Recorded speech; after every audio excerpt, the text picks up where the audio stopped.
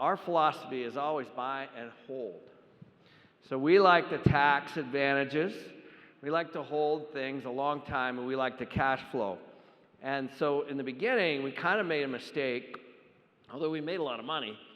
We were buying apartment buildings, and we were selling them off piece by piece as condos. So we'd buy an apartment, like we did one in Portland, 300 units, and we would buy, let's say, $100,000 a unit, I guess $30 million bucks, and we'd sell it for $200 a unit, because condos in Portland at the time, believe it or not, were about 200. So pretty easy math. There was a lot of work in between, but we did that. We did that all over. We did that in Scottsdale, we did that in Tucson, we did that in Portland. And it's basically the condo conversion business, which we haven't seen this particular cycle.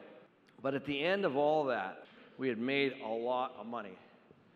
And we had nicer houses and nicer cars, and we built our business and all of that. But we didn't own anything, because we bought these buildings, and we basically flipped them, thousands of units. So we paid a lot of tax, and I was like, damn, like this is the early 2000s. And I was like, man, I don't want to do that again. I don't want to work this hard again. So this next time, let's choose a passive income route. That's about the time where I met Robert Kiyosaki. His book came out, and we became friends, and then we started raising capital, just like we were doing before. But this time, it was a long-term hold strategy. And that strategy is actually what has been the difference between us making a lot of money and us getting very wealthy. It's a long-term hold. There's plenty of properties that we've refinanced 2-3 times. Plenty. We've owned 15 years. We bought for, hardly, now I look back and I'm like, oh my God, look how smart we were. But every single one, it's freaking out, everyone. At the time, it seemed so expensive.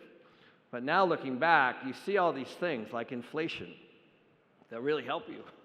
And fixed rate debt and all the mistakes that you can make. So, when we were hit with, everything that just happened, my partner and I had been there before. We said, things are a little frothy, and there's a lot of new people raising a lot of money. And, I don't think we should stretch during this period of time. And so, so now, however, I'm kind of excited because I've been waiting.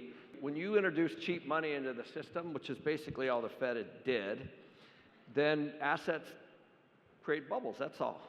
So anything, doesn't really matter what it is. Like, when you can borrow money so cheaply and buy stuff, it creates bubbles.